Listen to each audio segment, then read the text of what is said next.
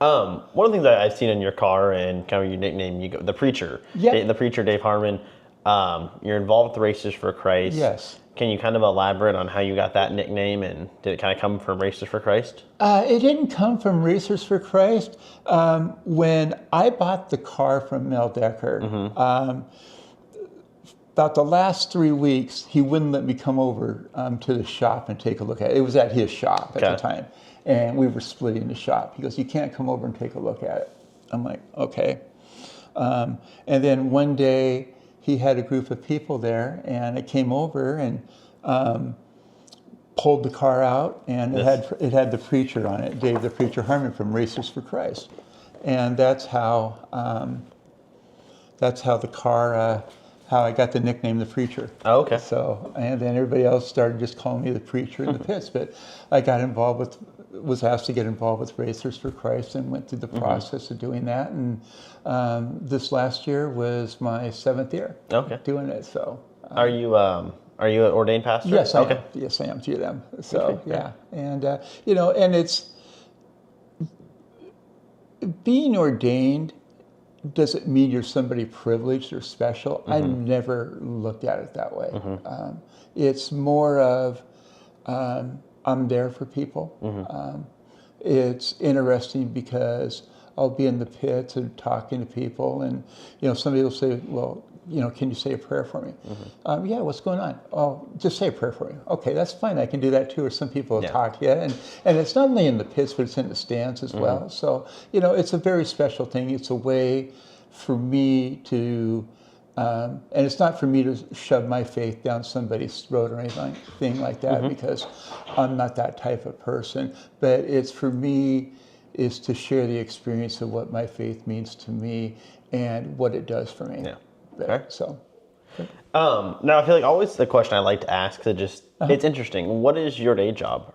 My day job, right now I work part-time selling for M&M's candy. Really? Yeah, I do that. And through Mars? Mars, yeah. Okay. Yeah, I do that part-time. So really? Yeah, and I have an evening job. I work at Job Corps over across the way here. So I do an all-nighter there. So, wow. But yeah, it's the Mars job is fun. Yeah. It's pretty simple. It's I only work part-time for them, and working with Job Corps and an opportunity to work with at-risk youth is a way for me to give back what I went through in my childhood. Yeah. So it's a lot of fun working with those kids. They're different, challenging.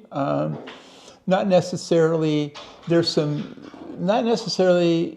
learning life choices. That's a good way to put it. Yeah. Helping them make smart choices in life. Yeah. And being there for them.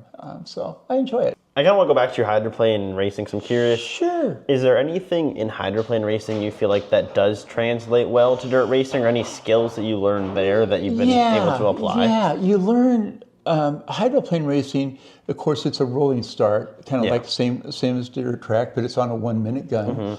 So you learn timing. I think you learn where you're at on the course and where to cut over for the start, and how to get a lane, because it's first one there gets it, and that type of racing. But the driving mindset is the same. I don't think you're always going to be competitive when you race. I mean, whether it's swimming, whether it's boat racing, or whether it's car racing, you're always going to be competitive. Or even playing a mean game as pickleball or softball. It's always that competitiveness, but it's the reflexes and the instinct. And, it's learning how the boat handles. It's learning how your car handles. They both handle differently. And the biggest transition, I think, was the timing. My starts in car racing are different, but it's the same mindset going into it, because you're rolling up to the line, and you're kind of dependent on what the guy in front of you or the next to you is going to do, and whether the guy behind you is going to do, and it's learning that mindset of being on it. So when you go, but it's and boat racing, it's the same thing, being on it at the 1-minute gun when the gun goes off, and being at, full plane in that too, so. So do you still, when I think of a hydroplane, the first thing I can think of are now the H1 Unlimited hydroplanes. Yes. Did you drive a similar style to that? I drove I drove a 145 class, Okay. Which was Ford Pinto motor. Okay. And I drove a 2.5 liter class, which was kind of an unlimited anything you could run under 2.5 liters. So that motor was a bored out Pinto motor. So, it was, both of them were really good classes. 145s was kind of like the modifieds. It was a very popular class at the time.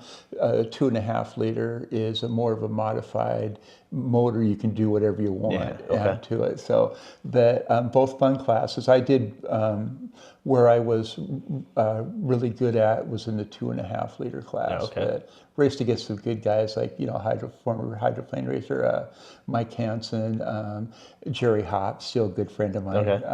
He's older than me, and he still flies in the hydroplane. His kid races too, but still keep in touch with some of those guys.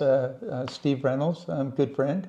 So we're all friends on Facebook, and Jerry Kelson and guys like that. So still keep in touch with them. Really cool. Now, racing isn't a solo sport. It's a big team, whether, pit crews, sponsors. Who do you need to thank that help you, week in, week out at Skagit Speedway? About Plumbing has been a big help. Adam and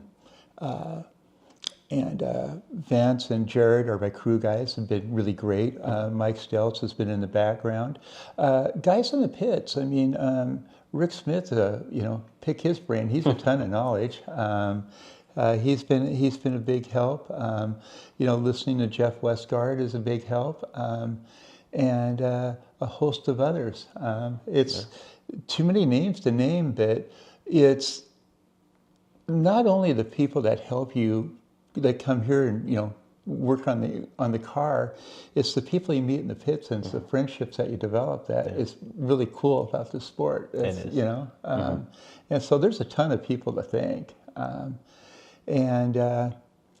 It's like I tell my friends, high school friends and all that, I'm still young, and I still do crazy squat, but you go in with the attitude and positive attitude, and assistant swim coach told me one time, he goes, I don't care if you win or lose, I want you to do your best every time, and it's not about winning or losing, it's wanting to, it is. And when you still have that desire, that's what keeps you going. Yeah. So. Well, hey, thank you so much. No problem. This has really been fun. appreciate it. It's been a lot of fun. Thanks for stopping by. Yeah, thank you. So this is good. Yeah, appreciate it.